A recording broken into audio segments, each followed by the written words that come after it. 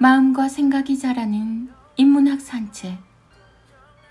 붉은 태양과 함께라면 누군가 다녀간 그 이전부터 늘 하나인 오늘의 움직임이 언제나 태양 그 안에서 존재합니다. 하늘을 본 사람은 그 하늘이 있어 가득히 바라보는 진실한 삶의 조각을 데리고 내일의 길을 구름처럼 떠나는 중입니다. 외로움이 아닌 고독해서 나의 날이 언제나 아름다운 바로 지금입니다.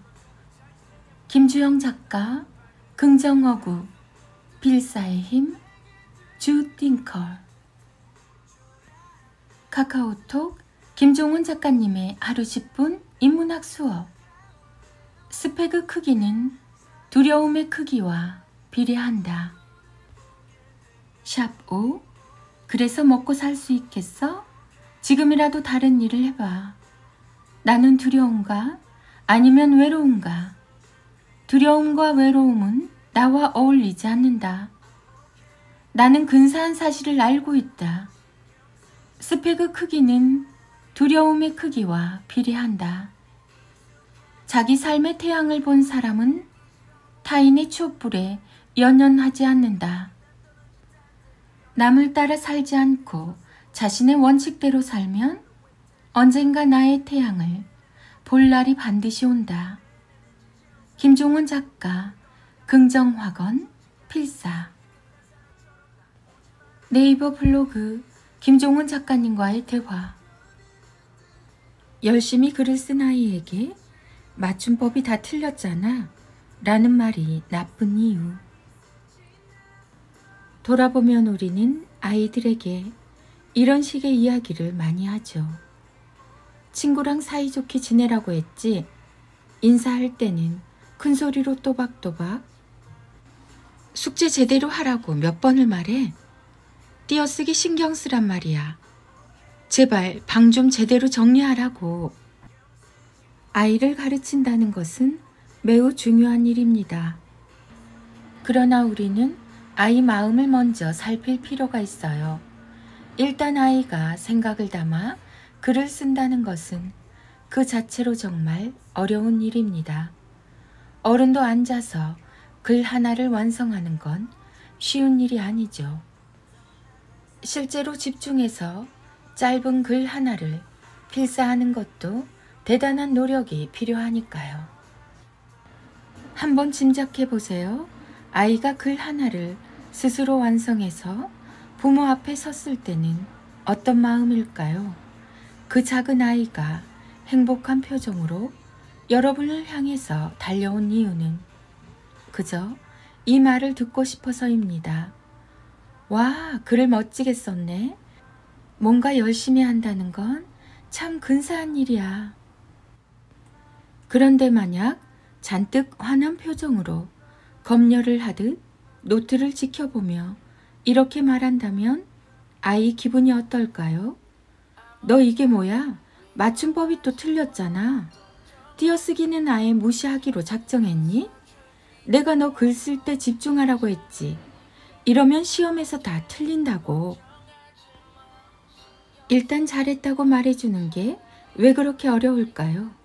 우리는 왜 아이 마음은 알아주지 못하고 경쟁하듯 잘못만 먼저 지적하고 자꾸 혼내려고만 하는 걸까요?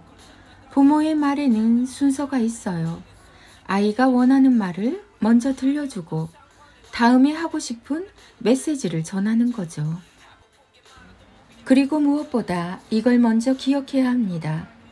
맞춤법이 틀리는 게 우선일까요? 글을 쓰는 게 우선일까요? 맞아요. 먼저 글을 쓰지 않으면 맞춤법이 틀릴 일도 없게 되죠. 중요한 건 일단 썼다는 놀라운 사실입니다. 아이의 성장을 농밀하게 표현한 이 말을 오랫동안 기억해 주세요.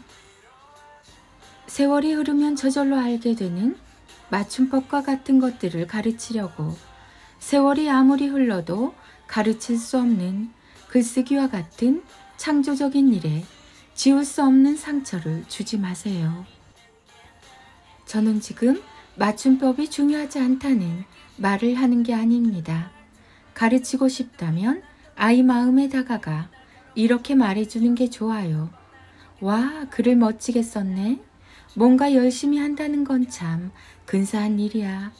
그런데 이 부분은 맞춤법이 좀 틀렸네. 엄마랑 같이 이 부분만 한번 써볼까? 그럼 네 글이 더 완벽해질 것 같아. 어떤가요? 듣기만 해도 마음이 예뻐지죠. 부모 마음이 이런데 아이 마음은 얼마나 더 좋겠어요. 부모의 말은 결코 어렵지 않아요. 같은 상황에서 내가 듣고 싶은 말을 아이에게 들려주면 되니까요. 여러분에게 듣기 좋은 말이 아이 마음에도 담고 싶은 말입니다. 담고 싶은 말을 먼저 주세요. 김종원 작가, 자녀교육, 부모교육, 책 육아, 홈스쿨링, 대화법, 질문, 초등교육, 아이를 위한 하루 한 줄 인문학, 부모 인문학 수업, 하루 한 장 365, 인문학 달력, 부모의 말. 카카오 채널 김종원 작가님의 생각 공부. 지친 나를 일으켜주는 한마디. 살다 보면 평소의 자신과는 다르게 마음이 자꾸만 못되게 반응할 때가 있다. 예전에는 웃고 지나갔던 일도 쉽게 지나치지 못해서 분노하고 끝내 속에 있는 슬픔을 독한 언어로 만들어 소중한 사람들 마음을 아프게 하기도 한다. 다양한 이유가 있겠지만 결국 모든 원인은 이것 하나에서 시작한다. 사는 게 너무 힘들어서 그렇다. 두 어깨에 놓인 들기 힘든 커다란 짐과 잡고 가야 할 사람과 일이 너무나 무거워서 도무지 앞이 보이지 않아 두려울 때 우리들 마음은 자꾸만 더 독하게 변한다. 마음에도 없는 말을 해서 가장 소중한 사람을 아프게 하고 웃고 지나갈 수 있는 일도 하나하나 어떻게든 트집을 잡아 좋은 사람 마음에 상처만 준다. 누구나 그런 순간이 온다. 그건 결코 당신 잘못이 아니다. 다만 자신의 삶을 지키기 위해서 잠시 생각을 말로 표현하지 않는 게 좋다. 누구라도 그런 상태에서는 좋은 언어가 나오지 않기 때문이다. 비난과 분노에서 탄생한 언어는 모든 좋은 의미까지 사라지게 만든다. 좋은 마음이 다시 돌아올 때까지 조금 답답한 마음이 들어도 자신을 위해 참는다고 생각하자. 스스로 힘낼 수 있게 이런 말을 들려주면서 지친 자신을 꼭 안아주자. 나는 나아질 수 있다. 곧 좋은 마음을 가질 수 있다. 2022년 10월 김종원 작가. 하루 10분 인문학 수업 채널을 소개합니다. 인문학의 대가 김종원 작가님의 하루 한 장 365 인문학 달력. 아이들과 엄마의 낭송이 이어집니다. 인문학 달력 11월 7일. 현명한 선택은 삶의 중심을 잡아주는 역할을 한다. 그런 삶을 살기 위해서는 무언가를 선택할 때마다 이게 정말 필요한 것인가? 라는 질문을 던져야 한다. 인문학 달력 11월 7일. 현명한 선택은 삶의 중심을 잡아주는 역할을 한다.